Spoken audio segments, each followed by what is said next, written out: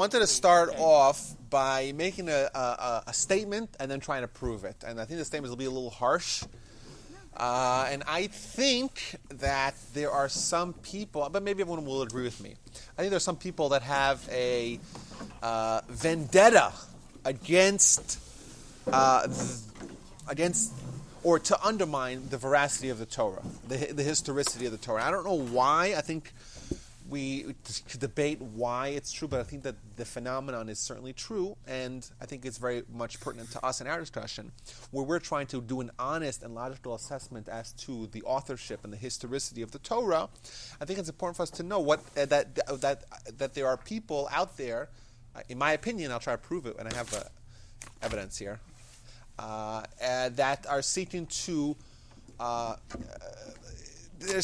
come up, going great lengths to try to come up with proofs against the Torah. Yeah, you think it's true? I think most people would agree that it's true. But I have some interesting that I came across. This is an article from the New York Times from this year, and the title of the article is "Camels Had No Business in Genesis."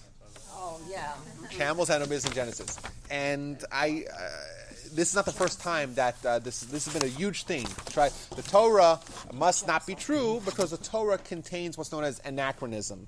An anachronism is when you have a historical document that contains elements that were only discovered later. Like, for example, if you have a document of this pen, I think is Jeremy's, right? That's yours. Okay, I apologize. If we have a document, if we have a historical document purporting to be from ancient Rome, and it has a helicopter, you know it's probably not true. It's probably fiction, because we know when the advent of helicopters was. So this article tries to make the claim that Abraham had camels. In Genesis, we talk about Abraham's camels. Eliezer had camels, and camels weren't domesticated till years later. That's the argument. What's the proof? What's the evidence? Well, let me just read a few choice sentences here. These anachronisms are telling evidence that the Bible was written or edited long after the events it narrates, and it's not always reliable as verifiable history. Right? And who came up with this research? Said Noah Mizrahi, an Israeli biblical scholar. So that's what he says. Okay, so what's the proof? Two archaeologists in Tel Aviv University, shocking. So they were digging up camel bones. And what did they find? The archaeologists Erez Ben Yosef and Lidar Sapir Hen used radiocarbon dating to pinpoint the earliest known domesticated camels in Israel to the last third of the 10th century before the Common Era, which, i.e., 3,000 years ago. And I say, hey, if the latest we could find of domesticated camels, right, is 3,000 years ago, and Abraham is about 3,800 years ago, so there's 800 years, and domesticated camels could not have been, Abraham could not have had it. That they had found so far. Yeah, that's right. That doesn't Now, this is an article in the New York Times, okay, which is allegedly, supposedly, supposed to be known for journalism and critique, but this is like, I read this and I showed it. I know everyone. I have a document you can Google. I got this today from the New York Times. Right, you can Google it yourself, and I'll put it over here if anyone wants to look at it. This is the sloppiest argument I've ever seen, and this was published in the most prestigious newspaper, perhaps in the world. Right, probably for sure in America. Right, you would say, what, the New York Times, Washington Post, or Wall Street Journal. Like, where is the prestige in journalism? And they write such a sloppy article with the weakest of logical basis. That's the whole thing. There's nothing else. You haven't missed anything in the article. We found bones of domesticated camels that are 3,000 years old. Hence, Genesis must have been written afterwards, because it's not possible for any of them to exist earlier. That's the argument. Right? There's a huge hole in the argument, right? Just like if I go to the library here in Stella Link and I say, you know what, give me the oldest copy of the New York Times. And it says, oh, we have one from March of 1952. Right. Oh, right. It must be.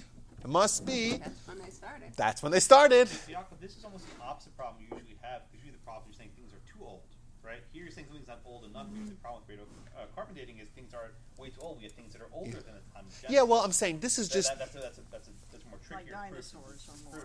Well, like dinosaurs, you're saying? But it could be I mean, they're 3,800 take or leave. I mean, it could have well been 3,800 years ago. Yeah, well, you're saying you're You questioning the dating. I'm saying let's assume the Yeah. dating is true. it may be true. Maybe it is true. But that might But- not be There the are oldest other- thing. Maybe there are other modes It's to be insane. It's Exactly. insane.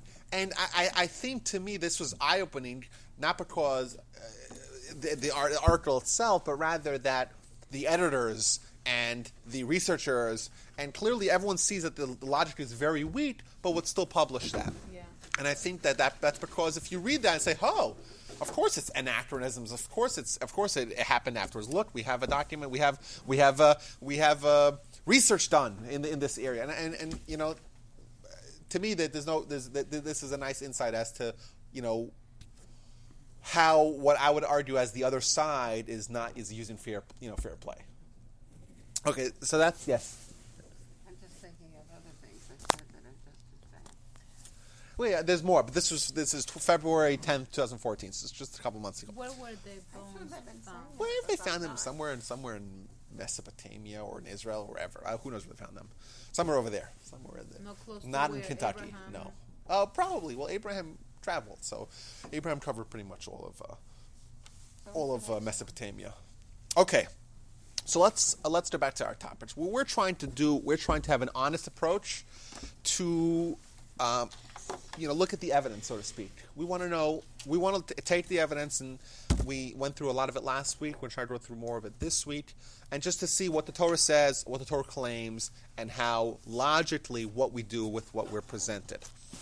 One thing that we have to start off with, even though we mentioned it, I think last week, we'll do it again. I think that if you do not have a leap of faith, you cannot join any other religion aside from Judaism. Every other religion is contingent on you accepting some sort of leap of faith, right? Muhammad, right? He tells you that he has a prophecy, and hence the prophecy and a list of instructions, laws, tenets, beliefs, right? You say, wait a minute, how do we know that God spoke to you? And he'll say, listen, I'm telling you, but we have no other evidence. And similarly, every other religion is based on that premise that there's a certain leap of faith. And you know what? I don't think that the other religions reject this principle, that there has to be some sort of leap of faith. I think that they embrace it. You have to believe. You have to have some measure of faith. We don't have to believe in a prophet. We don't have to believe in a prophet. In Exodus, we find a very interesting statement. We find a lot. Moses is a very big character in the Torah, and from Exodus on, from the very first chapter in Exodus till the end of the Torah, he's the main character. Okay? Some may argue that he's the villain. Why? Because Moses is criticized more than any other individual in the Torah. Right? We're told to Moses, you have no faith in God, right? Moses is constantly, we have Moses being undressed, so to speak, when you have like these 4 or 5 girls that come to have a halachic claim against Moses, and they win. Like it seems like embarrassing. But we see time again that Moses is the central figure, and also the figure that's criticized a lot, which is an interesting psychological assessment as to the Torah. While on one hand Moses is viewed very positively, but we don't have characters in the Torah that are devoid of fault. But if you look at Exodus chapter 19, we have a statement. Hine anochi ba'alecha ba'av ha'anan. Behold, I come to you this is right before the revelation at Sinai. Behold, I'm coming, God speaks to Moses. Behold, I'm coming to you ba'av ha'anan, in the thick of cloudness. Ba'avur yishma ha'am b'dabri imach, so that the nation shall hear when I speak to you. V'gam b'cha ya'aminu le'olam. And these words are critical. And also in you they will believe forever. Remember, we're talking about Moses. This is already after all the miracles of Egypt, after the plagues, after the splitting of the sea. The Torah is telling us that we would not believe in Moses if not for the fact that we heard God speak to him.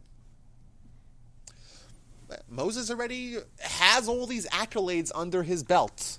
Right? We have the Exodus, we have the splitting of the sea, we have the plagues, everything. Right? We're pointing to something specific. Right? God is going to communicate with us. We're going to be privy to this prophecy. We're going to hear God ourselves as described in plain ink in Exodus, and once again in Deuteronomy, when it repeats the story, how the Jewish people, all of them, the whole ha'am, the entire nation heard and saw this prophecy.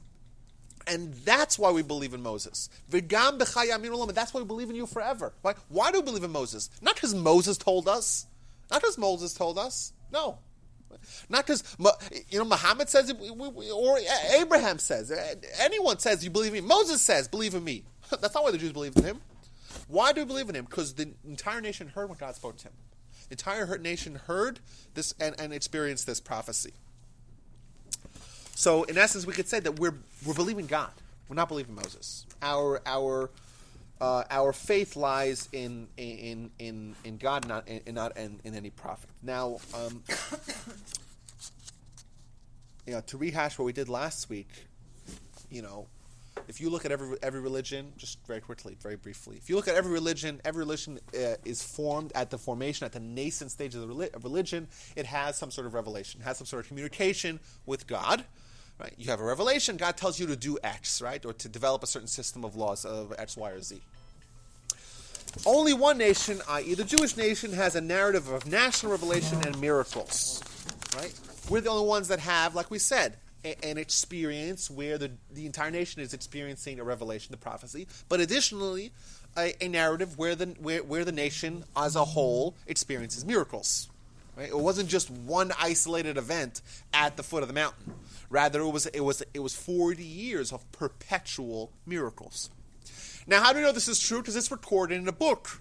And it was a recorded book that's contemporary, delivered by Moses to the very people that experienced it. Now, this point cannot be understated. Right? Moses himself, and the book says that Moses himself gave it to them. Right? Moses gave the book to the entire Jewish people and those people that heard it. It wasn't years later. It wasn't like the Christians where the earliest estimation is 60 years after Jesus is dead. We have the first documentation of these stories. It's contemporary. And the additional factor, which is that this book is not just a book of narrative, it's a book that's weaved narrative and law. And the law is very rigid and very demanding. And the adoption of the document as a method of behaving is contingent on you believing that it's from God. And we'll try to demonstrate this point a little further today. You would only adopt this document as a guiding principle of how you should behave in your life if you were sure that you got it from God. Because we'll examine a little bit more of the things the document it requires us to do. I'll give you a second, Dave. And we'll see that if you had any doubts at the beginning of this of this religion, if you had any doubts as to whether or not this thing was historical, was true, was real, was accurate, you would never adopt it. And in fact, we'll find also that assuming the author of the book was a human, there's lots of things that a human would never write, lots of predictions that a human would never make, and going on a limb to make such bold predictions. Yes, Dave. So what you were saying, in essence, is that the miracles supposedly done by J.C. were not written till 60 years after they happened. Yes. It's not historical, right? It's not like what happened at Sinai. Absolutely, right. So Right. Moses himself wrote the document and delivered it to the very people that experienced it. The day of the... I'm sorry? Whatever. I'm just saying it was done. Whereas Contemporary. this Exactly. is not chronicled till 60, 70 years after the death of J.C. That's right, by people who never met him. Right? When did Moshe write the Torah? Wasn't this after the 40 years? Well, which part of the Torah? So there's three. This is more of a scholarly debate, but I'll just quickly answer your question as you asked it. Do we have the parts of the Torah up till the middle of Exodus, which were before the Sinai experience? We have from the middle of Exodus till almost the end of the Torah, and we have the last 8 verses of the Torah. Right, the 9th to last verse of the Torah says that Moses died. So the Talmud has 2 opinions. Who wrote those last 8 verses? Was it Joshua? Or was it Moses who wrote it bidema? Dema means with tears, right? That's the simplest understanding. There are those that want to have the alternative understanding as to what bidema means. But those are the 2 options. What are the last 8 chapters called? 8 verses, not chapters. Verses. 8 verses. If you open up any chumash, we all have a chumash. We all have the book. We all have the Pentateuch, as they say in German. What are the verses? Can you synopsisize what they say? Oh, it says that Moses died, and it's kind of like I would say it's an obituary to Moses. No man knows his sepulcher. He was still young. The and greatest fresh. ever, then nobody will be his greatest. Yeah, and he was the took us out of Egypt, etc. Well, would he have Is it said that? possible that God told him to write that? Well, before he yes, died? yes. No. I'm saying Howard. We the entire Torah. It was we don't say it was God wrote it. We say Moses wrote it, but he was dictated by God. That's what I'm saying. Right. So according to that, it would be yes. He wrote it before it happened, but he was just dictating, just like he writes lots of predictions. Well, we'll see today. Hopefully, we got to it today, but we'll see the Torah clearly. It's written with. There's no ambiguity to it. Foretells the Jewish people coming back to Israel. It says it. We could read it. We have documentation. Hopefully, we get to it today. So yes, he's the Torah is also a book of many predictions, of many prophecies, and in hindsight, we could see that a lot of them came true. All of them came true, I think. Maybe there are those we're still waiting out for, but not really, because the Torah doesn't make any explicit predictions of any sort of futuristic kind of reality. That's often relegated to the other books of So the Bible. Moses' death would have been future. Well, yes, yeah, but I'm saying, but it's not crazy for the Torah to make predictions. The Torah makes lots of predictions. Yeah. So the fact that Moses wrote it, but Moses only wrote it as a prediction of the future, is not abnormal in the context of the Torah. But if Moses was humble as we think Yeah, he but- was, why would he say, "I'm"? Well, he won't wasn't be a better- saying. He was just writing down what God told him to But write. I have a hard time didn't thinking wanna it would write even be in there. I'm leaning towards maybe Joshua wrote it. I could be wrong. Yeah, well, to be honest, Dave, you don't really have a say in the matter. Nobody really- It's the Talmud. It's not. It's the Talmud. But aren't there two different areas of thought here? Yeah, what I'm saying, there's a lot. Each one of them is established. I didn't mean that as a slight. By the way. You're not. You won't ever slight that. I will. Maybe you won't. No, but I'm serious. None of us. I'm saying it's an argument for But what about from between Let's Sinai- first finish the book before we give our But perspectives. the middle period from Sinai to Moses. So yes, so the Talmud in Gittin gives two alternative explanations. Did Moses write it incrementally as it happened, or did he write it all at the end? Right. Either way, there's no debate. As he went along. Well, that's Is that another incremental. So I mean, incrementally, increments. Or maybe he did it prophetically while he was in Sinai. That's not. That's not one of the options. That's not one of the options. Remember, because Not an option that he wrote it all. at Sinai, no, absolutely not. It's not. Yeah, remember what does the book say? The book tells episodes that happened. The spies. Remember the spies? The spies, right? Different wars and Right, the stuff spies like that went into Egypt and they went into Israel and they came back and they said negative things about Israel and it was a plague. Do you think that if you were reading that book, if you had gotten the document before it happened, you would just Well, that retrace was those always- steps? That was always the confusion to me. That Well, it there you seemed like go. It was a book of the future. Now, when Last we week, say made it that- sound like it was a book of contemporary. That it was. Well, the it was present. It was contemporary, which means it was written in the same generation. Right. Not that it was written before the events happened. Okay, this is See, I always thought it was written before the events happened. They got it, and I didn't. No. understand That's that a very good because- question. Very good question. I would You know, tell it's you very a little confusing. plug to look at rabbiwood.com. I have a class entitled "What the Jews Actually Received at Sinai." Because yes, it's a common confusion. They got the Torah. They got the written Torah. What do you mean? What are you, a nutcase? If you have the Torah, the Torah's going to tell you what you're going to do, and then you just do it and get sacked for it. Right. Yeah, that's a common question. But yeah, what the Jews got in Torah? Maybe we might cover it also in this series. Either way, where were we? Lost track. Okay, so that's basically what we covered last week, and the idea of it being unprecedented is something very good. Something very it should be very striking for us. The fact that our religion, or any religion, the second you see one way of starting the same thing being totally different than the rest of the religions, should wake us up. But also we have to recognize that this is it's impossible to falsify such a narrative with the documentation of this book is impossible to falsify. Does the word religion occur in the Bible? Not to my knowledge. Das Don't look at religion. me. I don't know the answer to that.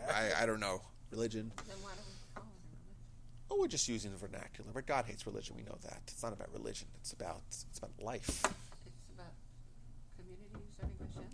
Yeah, well, yeah. Religion is a poor word. We're just using the common vernacular. Either way, the fact that our religion was founded in a way completely different to the way any other religion was founded is something that's very striking. But the next thing is the prediction that the Torah makes about that should just make us just our head explode. I'm reading from a verse. There's a verse in Deuteronomy, and I'm going to quote it. I actually Is Deuteronomy right after Exodus? no. There's Exodus, Leviticus, Numbers, and Deuteronomy. Deuteronomy is the last one. Yeah. So what chapter and verse? Chapter 4, verse 32. And as I encouraged everyone last week to read chapter 4 in its entirety, it's very, very crucial. You might inquire. The Torah is giving us a directive. Inquire about times long past. From the day that God created man and earth, from one end of the heaven to the other. Has there ever been anything like this great thing? Or has anything like it been heard? Has a people ever heard the voice of God speaking from the midst of the fires as you have heard and survived? And again, the Torah goes on. There's a few more verses that I didn't write the whole thing down. What the Torah is saying, very, very important here. We have two competing theories or options as to the authorship of the Torah. It's either the way it was described to us. We have the traditional perspective that God dictated to Moses, as the book itself writes, or it was of human authorship. It's a hoax, a fabrication. And we have to try to make the logical assessment of what the Torah, what we find in the Torah, and say, is it logical? Is it more reasonable that it was written by Moses as per the directive of God? Or does it make more sense that it was of human authorship and it's a hoax and it's a fabrication? What does this say? We have a verse here, two verses in Deuteronomy, chapter 4, I think 32 and 33. The author is saying like this: inquire about times long past. Ask around. Ask your friends. Ask your cousins. From the day that God created man on earth, from one end of heaven to the other. Ask everywhere, right? And what should you ask? Has there ever been anything like this? Or has anything like this been heard? Did such a thing happen? Or was it even heard? Did someone even claim that this happened? Has the people ever heard the voice of God speaking from the midst of the fire as you have heard and survived? Has it ever happened? Or has it ever been claimed to have happened? Right? The Torah is making a prediction. And the Torah is telling us, not only will this never happen again, but no one will even claim that they've had this. All the religions, right? None of them will even have this kind of, this format of a claim of God communicating to the entire nation. Now think about this. Let's assume for a second that the Torah was written by some human, either a human or a collection of humans, right? And we're trying to make the most elaborate hoax that no one will ever catch. Let's assume, right? That's one of the reasonable options. Would we make this argument? Would we make this prediction that such a revelation to start a nation will never happen again? Think about it. If we perpetuated a myth, if we created a hoax, if we're the ones, us together here, we're the ones who are making up the story about this great event at Sinai, and God communicating to Moses, and everyone was there, and they saw the fire, they heard the sounds, and just a crazy experience. We made that all up. We convinced everyone about it. Clearly we know that it's possible to make up such a story. How then could we go then, and in the book itself that we're making up, and say that it'll never happen again? What do you mean? If it happened once, it can happen again. Clearly, if we're intelligent humans, and I want to stress this point, if the Torah was not written by God or Moses as per the dictation of God, it was clearly written by someone intelligent. No one would argue that the literary accomplishments of the Torah and the organizational structure of the Torah and the moral systemization of the Torah is not remarkable. Right? So it's either written by God, by Moses as per the dictation of God, or by a human or a collection of humans that are very intelligent.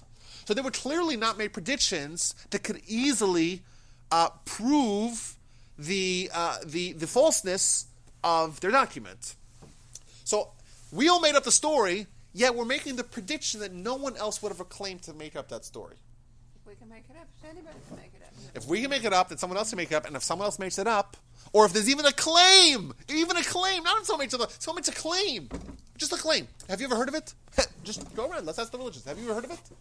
Why does no one else make that claim? Well, the Torah predicts that no one else make that claim. What the Torah is really telling you is that this claim is impossible to falsify. In fact, if it would be possible to falsify, somebody would have done it. And I am willing to go out on a limb, I as the author of the Torah, and say that no one will ever even claim to do it. And that alone proves that this document, this narrative, this story cannot be of human authorship. If it would be, the intelligent human would never write that. Right? Because if it could be perpetrated, right, it could be repeated. From the fact that it cannot, from the fact that I am willing to make that argument, I'm willing to make that prediction. It's a very, very compelling reason to say that this document was not written by humans. If God is so almighty and powerful, creator of heaven and earth and everything else, why does he need a lowly human who probably makes mistakes to transcribe our history? Couldn't just God made it appear all written, said and done, the same way he made the stones with water So and fire? this is not just about the Torah. Why is God even interested in humans? That's really the question. That was Einstein, by the way. Einstein's big hiccup with religion was not that God couldn't, or that the cosmos just came around on their own. Rather that why would this God why would he meddle in the affairs of humans? I mean, that's a very, very good question. And the answer is, in my opinion, of course, the answer is that all of it was for humans. All of it was for humans. In fact, humans are the reason why all of the universe exists. Because humans have a unique blend of skills, or not skills, of realities. How so? Humans are comprised of both an animalistic instinct and a superior intelligence, what we maybe call that a soul. We're a mix. In fact, we're such a tight mix, we're a dichotomy. We're oxymorons. In fact, some humans are even just morons. But I've said the joke to somebody. You guys still laugh at it. I've said it a few times. So a human, by definition, is conflicted. Right? Humans are the only ones that are capable of doing things which are against their instinct. Right? We call that free will. What God sought in creating the universe, right, was not just all the animals, because the animals are just following instinct. They're pre-programmed and they can't change. They can't do things which are counter-instinctual. What God did seek was to create a human who is half beast, half angel, right? Half intelligence, half instinct, right? Body, soul. And therefore, conflicted, capable of choosing one or the other, choosing God or rejecting God. Right? And God will enable us, will give us the tools to try to make the right choices. I'll get to you in a second hand. Right? God is going to give us the opportunity to make the right choices. Right? We're lost at sea. Right? If we just don't do anything, well, then we'll just be no different than animals. Right? We have to work. It's like a treadmill. You know, if you just stop and say, I'll just take a few hours, you're off the treadmill. You have to just to stay at status quo. You have to be working. So the Torah, we say the Torah is God's. The Torah is God's a tool that He's giving us to accomplish our feat. Now, if you ask why does God want that, that's the next question. I guess my question is, why does God need a human to physically write it? Why can't He just make it appear and give it to us? Why does God not? Because we said one of the interpretations is that Moses wrote it. Oh, you're asking specifically about the 8 verses or about the whole Torah? The whole Torah. Why did Moses? Yeah, why Why did not Moses? say, let there be Well, Torah, and there it is. Yeah. Why But did Here. But remember, that's what the claim. That's what the claim of all the other religions are, Right. right? And if Moses just said God gave it to me, well, then we would be no different than the Mormons. The Mormons claim But that. it's not her But question. that's not the question. I think the question, question? is, Yeah, why it didn't is, God just give it directly and bypass using somebody like Moses, right? to write Is it? that what you're asking? Because the God people write? wouldn't believe it. No, Yeah. no. I think. Yeah, but He can give the Torah right in front of the people, like He gave the tablets. So and you he want said, you why want did He Yeah, that's the write it? question. Why you did want he give it Moses. written? You No want Moses. Moses. No Moses. No A Moses. human, yeah. Why a human? Well, let's set the question straight here. what will be the scenario? Moses finds something. No, the Torah appears amongst us, and God says, "Here's Where the is Torah, it? folks, Who God says to who? to the whole people." Without using Moses as the As the what? As the man shepherd? to write it. Yeah, No. as the vehicle. No, Yeah, no, through which it intermediary. came. That's Why what they're does he saying. need an intermediary? Why didn't he Intermediary. just Yeah. give it straight to us? Why does he? That's what he's saying. That's what they're No, saying. but Moses vehicle. wrote what God told I him think to I write. think that I mean, I'm not think that it's questioning it, I but think it's that's a, what I they're think it's saying. a, I think it's a legitimate question. I think that the people, remember, the people weren't capable of, back to Exodus, people weren't capable of hearing God, you know? God, the prophecy the Jewish people had at Sinai was something that was very traumatizing for the Jews. In fact, the Jews said, we don't want to hear from God anymore. And the Talmud says that the Jewish people, they were dying and they were being revived, so to speak. They were incapable of it. But couldn't he say, "Yehi Torah," and they could die and come Well, back? the Torah was there. The Torah was there. The Talmud says the Torah is a blueprint for the world. You know, Yes. the Torah is going to map out what the world's going to be. The Torah, istakel baraisu bara alma. God looked into the Torah and created the world. Means it's not that the Torah was an invention. In fact, the world is the invention. The Torah has been around forever. Torah is just God's will. God wants to give the Torah to us. If we were not- And he did indeed give us a lot of it. In fact, you know, the Torah says that he gave the first two commandments of the Torah, of the 10 Commandments to the Jewish people. To everybody, right? It was done. Everyone, right? Everyone, yeah. Why did he stop at 2? Well, the Jewish people said no more. No more. Yeah. Jewish people said no more. Well, why not stop at 1? Why not stop at Aleph? Well, yeah, it means if the Jews can't handle it, which they clearly couldn't handle it, then either don't give it to them at all. But yes, like you said, there is some sort of benefit for the entire Jewish people to hear it from God and to have this experience. And we see, you know, we believe in Moses, and our religion is founded on this natural revelation. So why 2? Why not just 1? So one of the commentaries, the Maharsha, in I think it's the end of the tractate Makos, he says that the first 2 of the 10 Commandments are a microcosm of all of Torah. Right? I am God. I'm the Lord your God. Right? Don't believe in any other gods. That really encompasses everything. So yes, God wanted the entire Jewish people to hear all of the Torah from him himself. They couldn't handle it. But still, God wanted at least that, because this is the core of everything. All the positive commandments are included in I am the Lord your God, right? Which means you're doing something because God told you to do it. All the negative commandments you're refraining to do from something because that is rejecting God. So in essence, all of Torah really is included in the first 2, and those first 2 the Jewish people did hear from God himself. I think that you know, we think of prophecy as just being something you just download. It's not.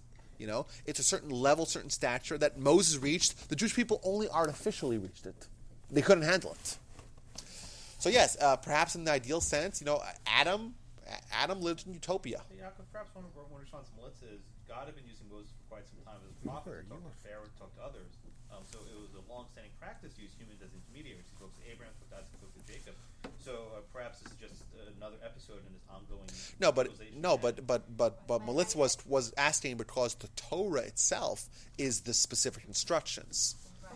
So the yeah, but God could just sentence this down. We have Moses say, "Here come the plagues." I mean, there was almost an intermediary in every aspect of this relationship. yeah, but with the term intermediary, it's a very dangerous term. I don't like that term because we don't need an intermediary between us and God. We were comparing it to the other religions. Like Yeah. Muhammad was a prophet, and so was a prophet. So we were trying to differentiate Judaism from the other religions precisely by the fact that we don't have that intermediary. That we don't have that prophet. Well, we don't have the prophet. We do have a prophet. We don't have a prophet that we believe in him on his word alone. Right. I remember we had the verse. I'll get to you in a second. Sorry. I'll get to you in a second. We have. Yeah. We have the verse that I mentioned earlier, that despite the fact that Moses did all those wonderful things in Egypt, the Torah still tells us, "V'gam b'chayaminu l'olam." After the revelation, right, the Jewish people relationship with Moses totally changed. Well, he was clearly a miracle worker of some sorts. He split the sea, right? He turned the water and he predicted it, right? Miracles doesn't count. us believing in Moses for eternity was only because we were there. We experienced God taught whatever. How we had that, it's a different question. It was artificial. That's why the Jews couldn't handle it. So the Jews did hear the two core elements of all the Judaism from God, but they also experienced Moses' prophecy. Moses is now a verified prophet. Moses tells us that Abraham is a prophet. That's how we know Abraham is a prophet. I mentioned this last week. Moses is the father of all prophets. We only believe that Abraham was a prophet because Moses told us. And how do we know that Moses himself is a prophet? That we know for sure. That there's no doubt. That was national experience on a national level. Yeah. Thank you. Okay, you said that the only two things that the people, the nation, heard God speaking were the first two, commandments. yes. Yeah. So, how do we know that what Moshe wrote came from Hashem if we didn't hear it? We didn't see it. Okay, so How let me ask do you a we question know? like this: Do you have a general physician? Let's not ask about doctors. Anyone here has ever gone to a general physician? Of course. Yes, everyone has, right? Everybody, yeah. That's why you go to a second opinion. Second, let me finish my point. Okay. And has anyone gone to a lawyer? Thank God, no. No. Okay, good. Well, that's good. But you go to a professional, right? And if you're a real skeptic, what do you say? Prove it. I'm gonna talk to Show me your somebody credentials. else. Show me your credentials. I want to see your diploma. I want to see your college transcript, right? I want to see that you're really a doctor. You went to medical school, you know what you're doing, right? That's a legitimate thing for most people. Most people probably won't do it. But a real skeptic will say, listen, how do I know that you're really a doctor? You see Look it on the wall. That's Right. why they put them up there. Right, okay, but that's a legitimate response. Do you ever check to see if it's a forgery? You can print those things for about, it takes me 3 minutes. You can print one from any university that can print you. But Regularly. but recommend if you're somebody a else. serious skeptic, right? You'll do some research. You'll find that this person did go to medical school, and okay, now you're my doctor. A month later, you need to go back to him. You're going to ask to go through see his credentials again? No. Right. Will you? No, you won't. Moses' credentials as a prophet were displayed on the grandest scale for everyone to see. In an episode, an experience that the Jewish people, that is seared into the Jewish people's collective consciousness forever. We know Moses is a prophet. When Moses tells us, Moses didn't give us a little bit of Torah.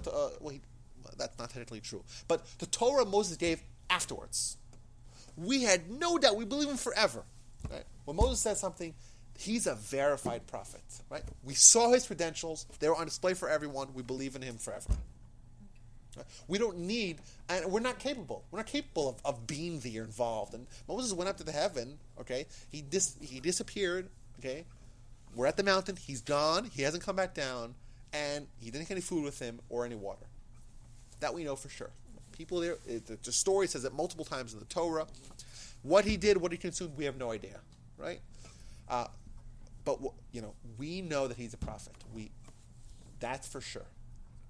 And once he's been verified, well, then he's been verified. It's like on Twitter. Once you get the little right. Does anyone get unverified? I don't know. Yes, Anne. About the Torah. Hashem made the Torah first, before he made the world. He used the Torah as the blueprint. Okay. So why did he make the Torah? Did he also make the Torah? He made the world because he wanted to put us in it. Did he make the Torah because he was going to make the world and put us in it? Did he make the Torah for us? Or did he need a Torah even if he wasn't going to make the universe and us? It's a good philosophical It's a question. question. Okay, so I'll direct you to the Talmud, Tractate Shabbos. Wait a minute. It's, I believe, on page it's 87b, about 63% of the way down. Less than that, 58% of the way down. Right? And the Talmud has this whole discussion as to the origins of the Torah. If I didn't see this Talmud, I would probably say, listen, the Torah is not something that God did. It's just a reality. It's God's mind. And just like God's mind can't be limited to any time and space, and when did it start? When was it written? Right? It's it's just God's. If it's God's intelligence, well, then God's intelligence doesn't have a starting point and an end point. But this Talmud does seem to put a certain starting point, and it does have this whole debate: is this a document for humans at all or not? And in fact, the narrative is that Moses comes up to heaven, and the angels say, "What the heck is this human?" Or the words that they use. What is this Yulut? I think they use Yulut Isha. What is right? What's he doing amongst us? And God says to Moses, "Listen, you got to respond to them." So Moses has to prove that this document belongs in the hands of humans. Yeah, and he does, but that's not the question, because by the time the angels are objecting, the universe has already been around for a long time. Why did the Torah come into being, and it was there all that time before it was given to humans? But Ann, what would he? Wait a minute, Ann. Man, that's kind of illogical. Why would he make a Torah for nothing?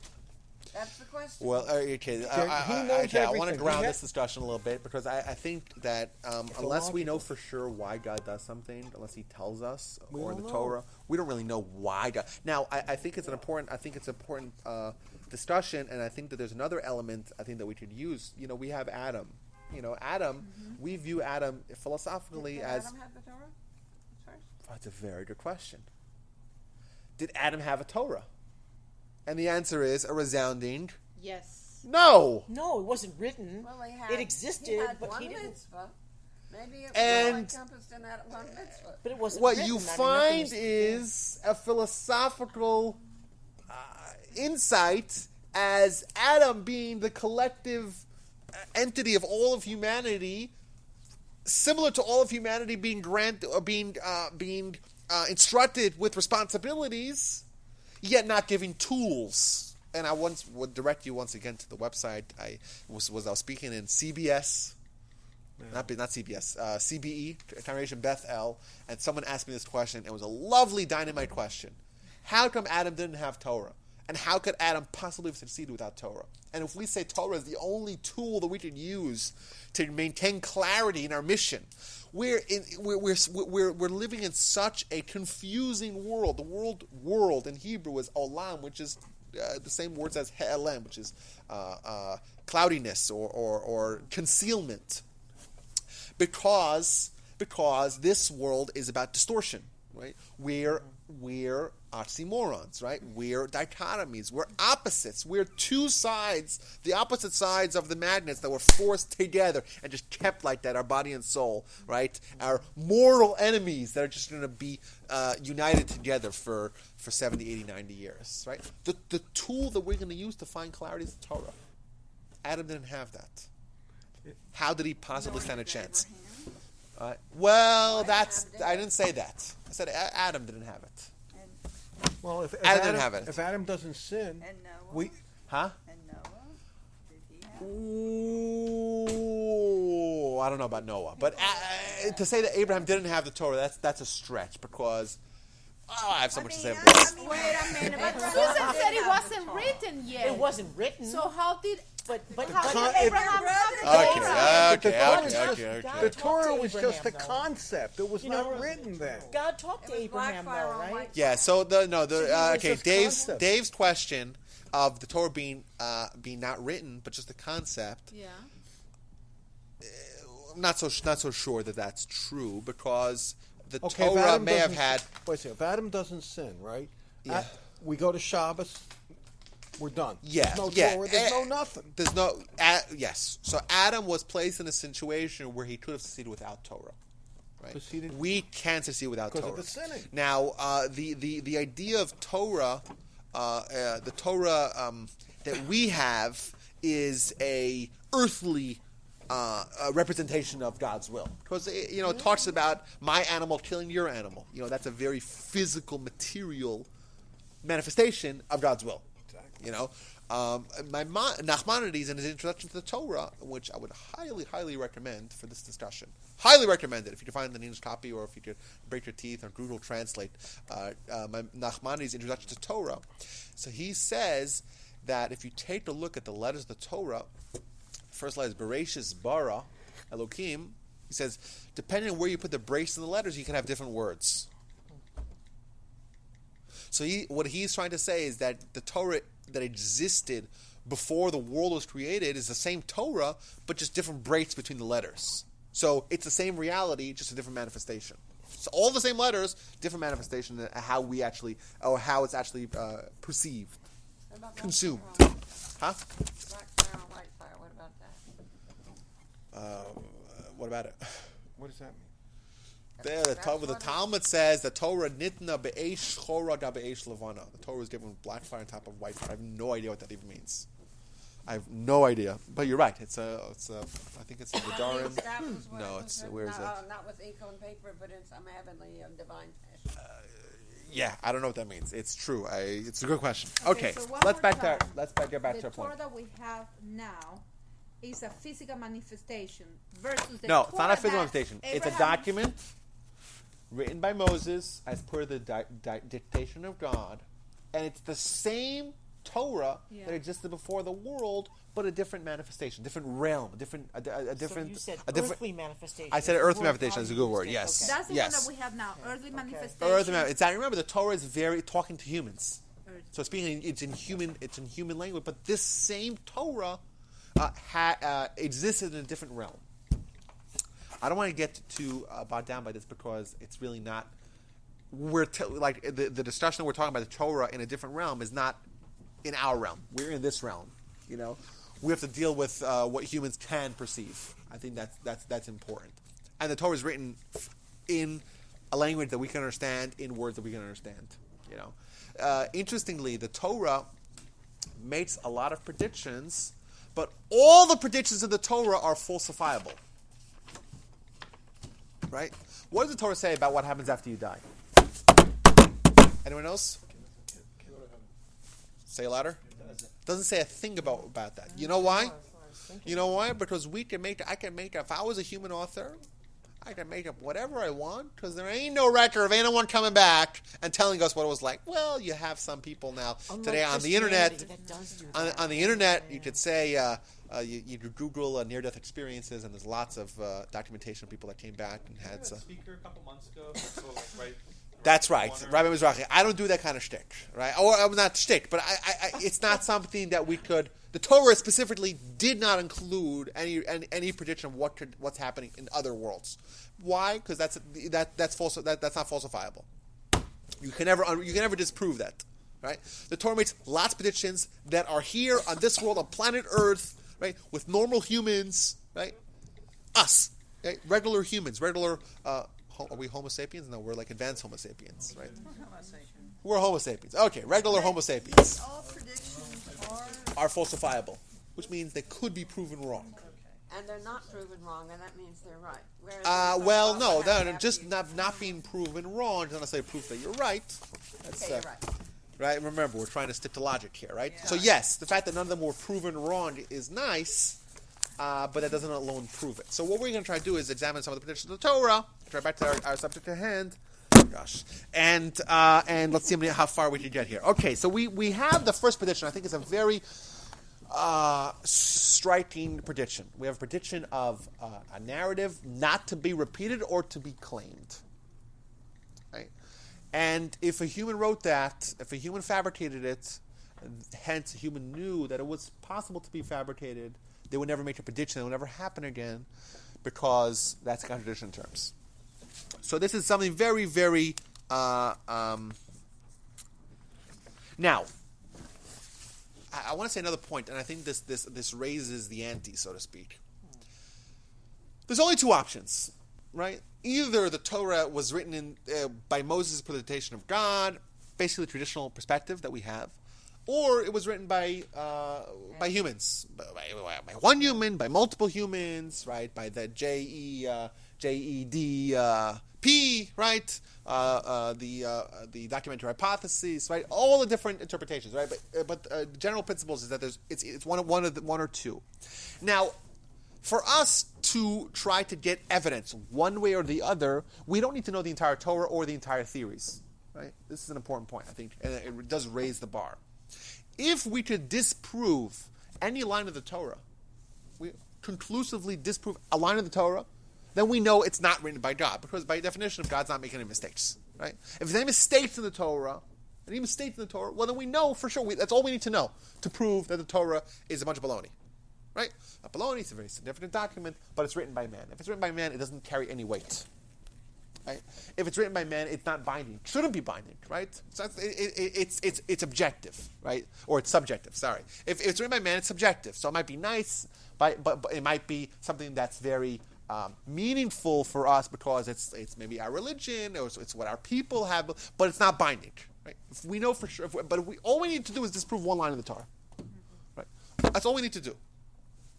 And I think that we could safely say that the other side is true as well. If we could prove the divinity, right, or of even one line of the Torah, well then, if one line is divine, well then, no likelihood the whole thing's divine, right? Then we could accept the traditional perspective, easier. huh? The other way. Well, the other way is for sure easier. It's easier to disprove. But remember, the rationale for not accepting the Torah as being divine authorship is because that's unreasonable. But the second you can prove divine authorship of any part, well then it's not unreasonable anymore. So it's much easier to accept the entire thing. That's my point. Okay, so we have this first prediction, and I think it's a very strong prediction. I think the evidence or the logic is very compelling. Let's move on to the next one. Let's find Leviticus. This is something it's not really a prediction, but it's more an instruction. And the Torah's instruction. Let's try to paint this picture of the human who's making up a religion, and very, very intelligent, like we said, very intelligent, very sophisticated, very organized, right? And he's going to give us a law, and I'm going to read it to you. Okay. 6 years you shall sow your field. And 6 years you shall prune your vineyard and gather in its produce. But in the 7th year, a Sabbath of solemn rest it shall be for the land. Your field you shall not sow, and your vineyard you shall not prune, which grows by itself you should not reap, and the grapes of your vine you shall not gather. This is from Leviticus chapter 25. This is what's known as the laws of Shemitah. Shemitah. Okay, now, what is Shemitah? Right? Shemitah means that every 7th year, just like every 7 days we have the Shabbat, with every 7 years we have the Shabbat as well, that an entire year the land lies fallow. No plowing, no planting, no harvesting for an entire year, every 7. And I'll tell you guys something cool. In a month, or less than a month, we have Rosh Hashanah. Rosh Hashanah is the beginning of the new Jewish year. And next year is the Shemitah year in Israel. And it's actually practiced today, right? In today's time, it's practiced in Israel. And it works. Well, okay, so now, you'll say, wait a minute, Rabbi. It's very, very, very important to give the land some time off. And in fact, this is a practice that has been widely adopted by farmers and agricultural professionals across the world. Right? It's very important for the land to take a year off. So what's the big deal? The Jews take a year off. Well, I'll tell you, if you were really smart, you would say, listen, I have all this land, and it's very important for the land to rest every 7 years. So every 7 years, I'll do a rotation. I'll divide my field into 7. And 1 year this parcel's off, and then the next parcel, and rotates. That way, I always have food. The Torah says every 7 years, everyone takes a year off. Yeah, nothing, right? Everyone takes a year off. Everyone takes a year off. And this is widely practiced, was widely practiced, still is practiced today. Now, most of us are not in agriculture. Most of us. And even when they have the jobs reports, it's always non-farm payrolls. It's always non-NFPs, non-farm payrolls. Right? We don't think of people who work in farms as being so crucial to our sustenance. But as we will all well know, We'd be in trouble with that. that in ancient civilizations, even 100 years ago, 90% of the people survived in agriculture. Yeah. Agriculture was what you fed, what you grew, and what you gathered, you ate. The Torah is commanding everyone. It's not just Levites should take a year off, or people. It's all alphabetical. Everyone takes a year off. A Sabbath. This is the year you don't work. What are you going to eat? What are you going to eat? And not only 1 year, but 2, 3 years. We'll get to that in a second. But what are you going to eat? How are you going to survive? There are some people What's this author thinking? Do he want to kill out the entire following? What's this human author trying to come up with? How is he possibly going to justify this to his followers? Doesn't make sense. It's counterintuitive. It seems like it's dangerous and silly. Let's continue what it says a little bit later on in that same very chapter, Leviticus, chapter 25. Yes. When you said 7 years, let's suppose that I plant this year. Yeah. My 7 years is not next year. It's 7 years it's from today. No. It's 7 years from when the Jews get into Israel. So 7 no matter years when ongoing. you planted, everybody. It's the same year, follows exactly. the So it's same. 2008, 2015, 2022, 2029. It's the same year, you know. Everybody. And in Israel, we lived in Israel 2008, you know. It dominates, you know. Everything is imported. Everything's imported, and or it's imported from outside of Israel, or everyone has to deal with this. You know, Israel is now 6 million Jews in Israel. It's an enormous Jewish population, and they all observe the Shemitah. And you know what? Even the secular Jews observe the Shemitah. How so? Because if you're a farmer, you're a farmer. Who do you sell your farm? You don't sell it in grocery stores. You sell it to the companies that use it to produce their food. And let's say, 40% of the society is observant and eats only kosher food, but the companies all have to support those 40%. It's a significant minority, right? And ever-growing minority. So you can't sell your produce to anyone. You have to sell to, it's a big deal, by the way. It's very important in the United States. A lot of Israeli farmers, or some Israeli farmers that don't observe the Shemitah, they ship it to the United States. Now, if you go to Belden's and you go to, or H-E-B or anyone, and you see Israeli cucumbers next year, by Torah, you're not allowed to consume them. Okay.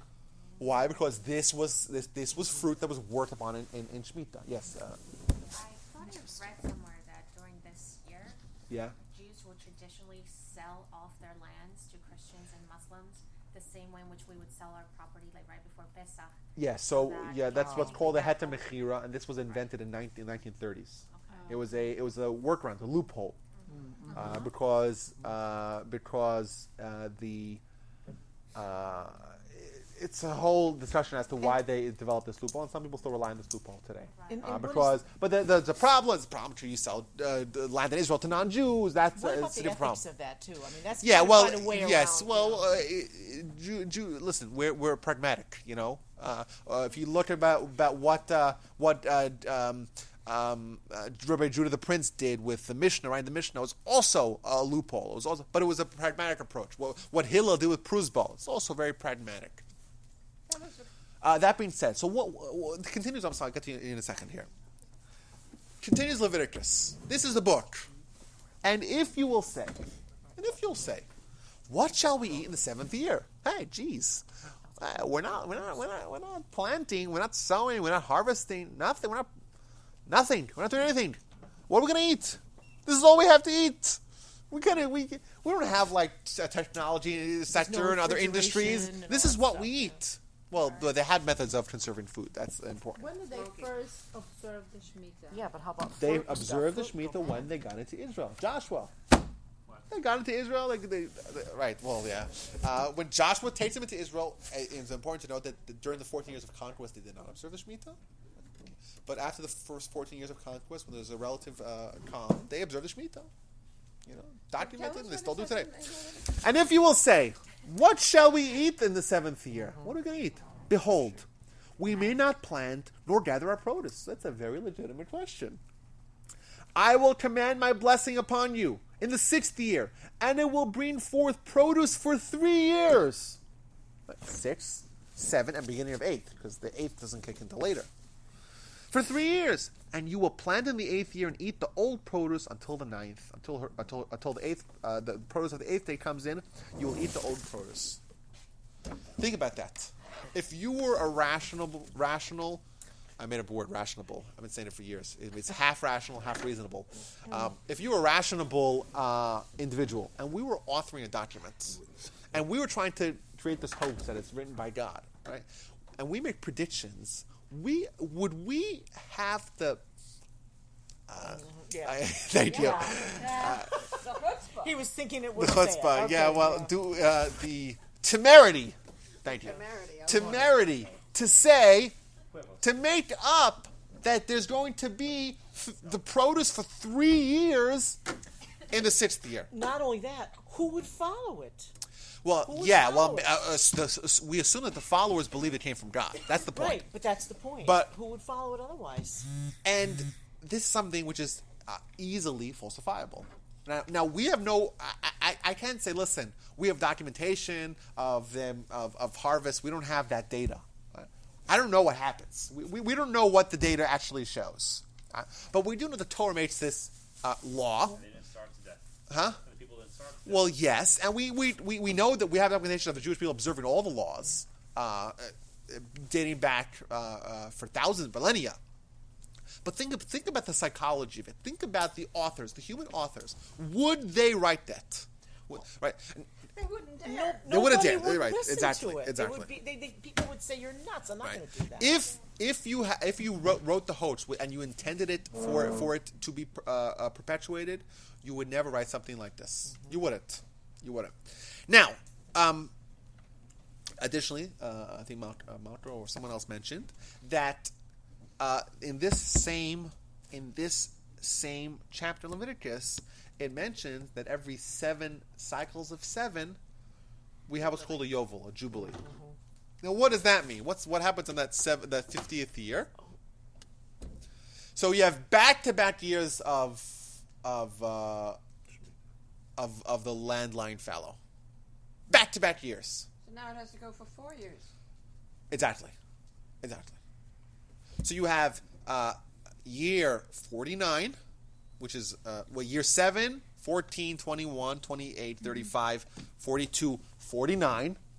This is the 7 cycles of 7. You have 49 and 50, 2 years back to back. There's no time in between. 2 years off. That's what the Torah says. Would a human author make this requirement and make the promise that they can't possibly fulfill?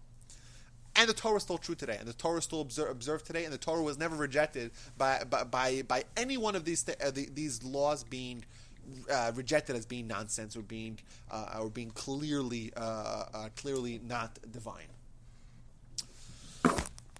We have time for another one. Yeah, as much time as you want. Much time? Well, no, I don't do that because people aren't comfortable leaving late, and they say, you know what, I'm not going to come at all because then I have to leave. I have to leave at 8:40. And then someone say, you know what, Rabbi will go till 9:10, and I don't want to walk out on him. But you're recording, so people can go to your website and listen to this. That's right. So whoever wants to leave, That's it. Right there. please don't feel uncomfortable. It's 8:36. So on the 50th year. On the 50th year, you have back-to-back years of no plowing your field, of no sowing, of no planting, of no harvesting, nothing. Your land lies fallow, empty. Right?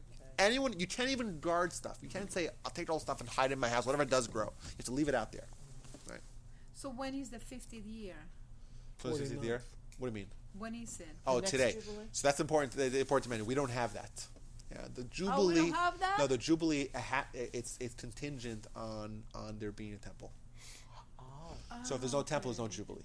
But the Shemitah still is not contingent on that. So therefore, it's relevant to us today. So please, if anyone has to leave, we'll just I feel I don't like. Another one. Huh? You got another one. I have plenty more. I have more. We'll push off the next week. I'm never prepared for another week. Okay, let's move right along. Exodus chapter 34. Listen to this.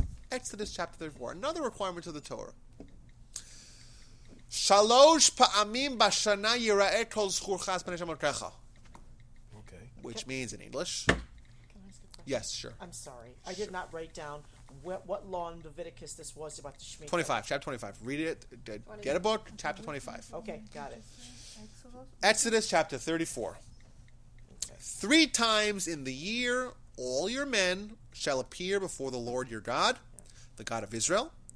I will throw out the nations before you and enlarge your borders. Neither shall any man desire your land when you go up to appear before the Lord your God 3 times during the year. So, and it goes on to explain that this is the holiday of Sukkot, the holiday of Pesach, Passover, and the holiday of Shavuot, of Shavuos. Right? What's this law? What does law entail? Every physically capable man who live, with some exceptions, but healthy man who lives in Israel, and even those that are living in the diaspora, makes a pilgrimage and a trek to Jerusalem. And this was a time of year where the Jewish people get together and they would have communal study and communal learning and communal inspiration. And it was a time to unite all the people from all across Israel and the eastern bank of the Jordan, and even as far further east. Now, this is a requirement. This is a law, right? This is not just a nice vacation that's optional, right? This is a law. Every healthy man had to do it. If you didn't do it, you have to make it up, right? And you know, if you're sick, obviously, then you're exempt. But otherwise, you have to go. Now, how long is this trip? So the Talmud tells us that some people took up to 2 weeks each way. A big deal. This was a big deal. And Talmudic descriptions of what it was like to go up to what's it all, and then there was, they would never have any direction. There was never any signpost. Jerusalem, 86 kilometers. This is during the temple. During temple, that's when there's a temple. Right? There, we go. Okay. There was no signs that said Jerusalem, 86 kilometers. Right? Why? Because they wanted people to always ask, "Where's Jerusalem? Where's Jerusalem?" And there was like throngs of people all just heading to Jerusalem.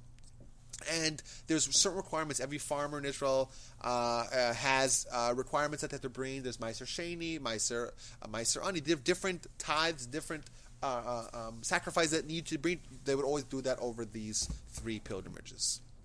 Now,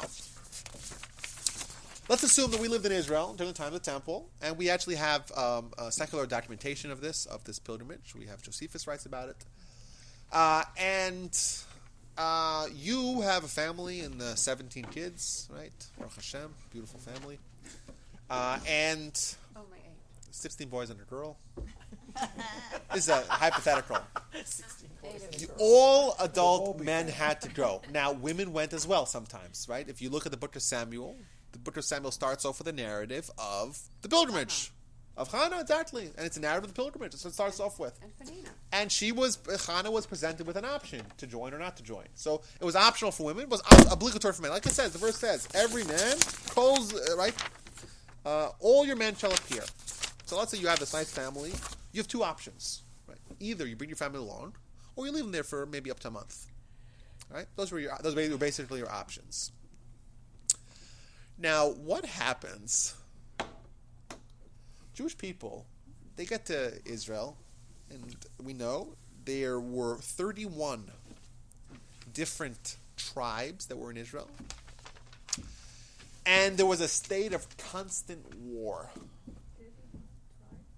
You mean non-Jewish tribes? Non-Jewish tribes, yeah. Non-Jewish tribes, sorry. Non-Jewish, Like indigenous. Hebrides, Well, not really. Well, I guess indigenous. Different kinds of Canaanites. Well, Canaanites or the seven were- 7 nations, but that Jebusites, different groups. There were- Canaanites, there were how many? Hebrides. 31, and this is I think from a verse in the book of Kings, I think it is, or the book. It might be the book of Judges. I apologize. Right. And the last one of them was vanquished by King David. So when all of Israel was under Jewish sovereignty, we're talking about almost 400. I think the exact number is 393 years after Joshua takes the Jews across the Jordan River. And they lived in a time of constant battle, of constant skirmishes with their neighbors. Right? You read the book of Judges, you see they were always fighting with the Philistines, back and forth. It was just like the Israelis and Hamas now. It's just every 2 months there's another flare up. Right? And you have a mitzvah: all able-bodied men go to Jerusalem. Right? All able-bodied men go. Now it's important. It wasn't always Jerusalem. It was in Shiloh before the establishment of the temple. In Jerusalem it was elsewhere. All able-bodied men must make this pilgrimage. What about who's guarding your fields? Who's guarding your towns? Who's guarding your women? Who's watching this? You have. All the women are. Well, maybe, yeah. And are the children Right? safe? Um, What about the babies? Yeah, everything. Yeah. Well, the women are doing it all with their Look what's little going on in boys. the Middle East When right you now. say They're able going around men, killing is it babies. Boys adult and little men girls. or adult men that are after healthy. bar mitzvah? At the bar mitzvah, exactly, yeah. Now, the rabbinic requirement includes children of 8 and 9, because there's a mitzvah of chinuch, which is education. So, Right. so it's not adult then. Well, the Torah says adult. That's what the Torah says. Okay? What are you going to do? Who's going to protect your family, your fields? So what does the verse say? No, forget about what we would want to say. What does the verse say? I'll read it again. Neither shall any man desire your land when you go up to appear before the Lord your God 3 times during the year.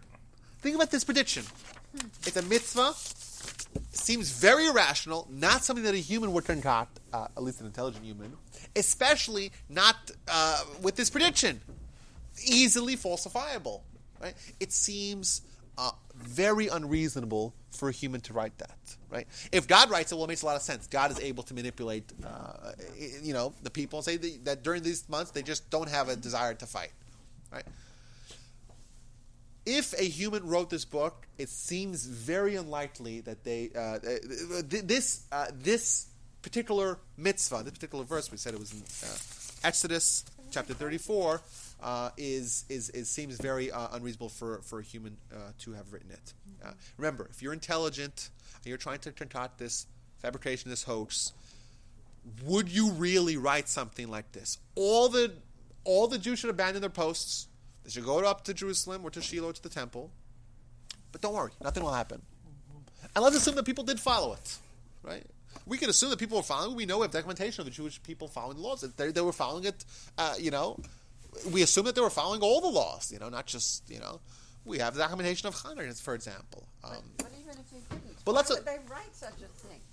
That would be crazy. It seems crazy for a human to write it. Now remember, I cannot say that we have evidence of the Jewish people all abandoning and the enemy just laying down their weapons for a month. We don't have that.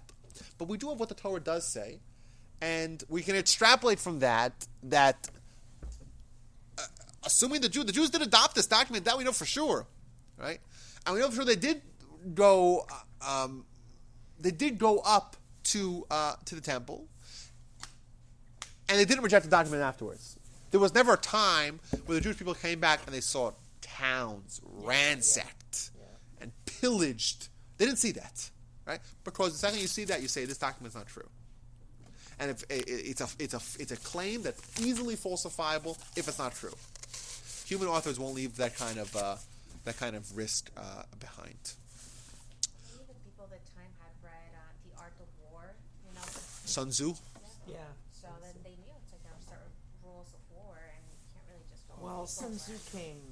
Rules of war? Just What have is to- that? No, I think that rules of Sun Tzu is not rules of war. It's the Art of war. It's the art. Well, it's called the art of war, but it's about vanquishing your enemy. It's not the idea of the groundwork is like you need to wear uniforms and you need to attack this way and you have to do certain specific strategy. It's war strategy. right? But What does that have to do with this? no, but I was just cracking a joke. it's fine. Maybe Oh, nobody okay, read okay. it, that's why no one Huh? Yeah. No, but the idea of humane warfare, we don't find anywhere until modern times outside of Torah. The Torah gives us requirements of warfare that just we're so out of touch with its time. The only other Okay, similar second, example Wendy. that I can think of, and this is much later, is that during the Greek times, the Athenians and the Spartans would have crazy wars all the time. But then whenever Olympic time came, they would go into peace for however many days. Well, it's still like that in some places in South America, right? During the World Cup. And then they would stop all conflicts, for all the people they had to do, whether it was religious or sporting events, and then But they come both back. have the same sporting event. That's the point. Yeah. Okay, Wendy. Shemitah, back to Yeah. Shemitah. We'll stop with this, guys. Yeah. If there's any other questions, we can So raise the them up other now. side. Upper crop, and they were, the food just lasted. They stored it and it lasted for that year. Well, remember, we even have earlier. We have Joseph. We're talking about Joseph is hundreds of years earlier. Joseph had a whole method of maintaining food, of maintaining freshness of produce. For us, we're not used to this whole idea, but they would take sand or earth from where the produce was grown, and they would like mix all the vegetables in the earth, like as if submerge it in the earth, and that would maintain its freshness. Yeah, For the whole And year? then Now, do for years, animals- even years. It's only Remember, fields. Joseph assembled enough food for 7 years, right? They Remember saved that? Egypt it's from only- famine. For the It's only- famine. I don't think you kill the It's It's animals. only Agriculture. vegetables, Agriculture. But it's not animals. Yeah, it is. You I can- think it is, isn't Can it? you? Can You you can't eat slaughter animals. Yeah, of course you can. Yes, it's That an just agricultural. can't grow There's an anything in the agricultural. earth, There's an right? agricultural law. Yeah, But you know, but remember, animals have to consume produce. Yes. Right. The second, this is an important thing, by the way. The second, if earthworms didn't exist, nothing would exist. Would you believe that? Yes. Because if Oh, there's yeah. no They earthworms, make fertilizer. there's no produce. If there's no produce, well, you know what? We'll just have steak. Well, no, you won't. Right? The animals need to consume that as well. So there'll be no grass, no nothing. So Yeah. what do the animals? Do they get to eat the grass? Well, they can eat the wild grass. Yeah, for sure. They can eat the wild grass. Or Well, they Rabbi, import doesn't- everything. So Right. everything. No, but animals you're allowed to eat wild grass. And in fact, I mean, humans yeah, are allowed to yeah, eat that yeah. as well. But what they Yeah. would do is, and even in Israel, you can see this today. It's incredible. Yeah. You go to Israel today, and you drive out to the fields, and you'll see signs that say, "Anyone come in and take whatever you want." Whatever does grow on your trees or on your, on your produce, whatever's like leftover stuff, you have to just let everyone take What- it. didn't the Torah say, or somewhere, that the law was that you could take enough from your field that happened to grow for one day, right? That's it. You can only take enough. Yeah, for but one you, day's but you food. can't bar someone else from coming in. That's right, and everybody else was allowed to come and eat from those fields. Yeah, it's like and you it's a could big take deal your family during one day's worth at a time. during the holiday of Sukkot. Everyone needs esrogim in esrog. Yeah. So like to have I had friends that would go out to any field and say, they would say, sure, take any esrog you want. And so expensive here. Yeah. Yeah, very expensive. Take any esrog you want. But always tell them make sure to use. Big problem with esrogs is that if an esrog contains any other nutrients from any other trees, if there's any sort of spleening done, it's not a kosher esrog tree. If you take a citron tree and you merge it with a lemon tree, you'll have a much sturdier fruit. Citron tree is notoriously weak. They have a very short lifespan, like 10 years. That's it. So there's a temptation to take fork the citron with a lemon. They're almost indistinguishable fruits, but that's not a kosher esrog. So, and they made sure, like, if you use this scissors to cut from a different tree, they won't let you bring that scissors in to cut off your esrog. Oh, wow. They're like, yeah. So, Rabbi, the Shemitah starts this month. Yeah. September. After the high holidays, right? After Rosh Hashanah. Yeah. On Rosh Hashanah or after Rosh Yeah, So- Rosh Hashanah, So Rosh all Hashanah's- the fruit it's a new year already. before Rosh Hashanah that's the one that they're giving away? Is that what you're saying? Like right before Rosh Hashanah? When Rosh Hashanah hits, all the laws of Shemitah kick in. So the So it's food after after Rosh that. Hashanah. I is think what there you are have. also, You can if I'm just not take mistaken, there fields. are also But you some can laws. because it's Shemitah. Well, I mean, No. but what if the tree, you have an apple tree and it just the next season it just goes ahead and grows more apples, even though you haven't done anything You cannot to sell it. it. People can Cannot just sell get it. it. You cannot sell it. Yeah, you right? can't hoard it either. Can't hoard it. But you right. can eat from the. Oh, Yeah, you can you're like anyone eat. else, but you can eat your neighbor's You field can as eat well. one day's worth. Is what I. You Oh, can one eat day's all you worth. want, but there's so much that it will keep all. Or you'll of have the enough. Gotcha. Yeah. So if you want, you have lemon and I have apples, we can trade whatever. people. Well, sort of. Okay, so let's just once again don't know about go trees. over what we did today. Sell the stuff. We started off with the I think this article, which to me seems like it's not doing the same logical assessment that we're trying to do here. Now, I'm biased, they're biased, we're all biased. Everyone has a certain perspective, of course. As I mentioned this already last week. Everyone has a certain perspective, and everyone's very comfortable with their perspective. And it's very unsettling to hear a different perspective. So, of course, when someone writes, Camel had no business in Genesis, i.e., everything that Wally believes in is nonsense, of course, it's unsettling for me. This happens to be based on very, very shoddy logic. As we all saw, as you can just see, this is what the argument, I don't think that we need, in trying to demonstrate the veracity of the Torah, we don't need to rely on such shoddy methods. We're bringing the verses. It's an open discussion. And email me any particular aspect or challenge that they would like to discuss. We're not trying to. We are obviously picking things which are predictions, which are bold and audacious predictions. But of course, this is what it's about. It's assessing the evidence and trying to make a logical discussion and maybe even a logical conclusion as to the veracity of the Torah. We started off with talking about Moses. Right? Moses was a verified prophet. We knew he was verified. We were there. We saw it. We experienced it. It was to us, when Muhammad is his word, and we're not taking Moses for his word either. We were there. We saw it. We were believing God more than we believe Moses.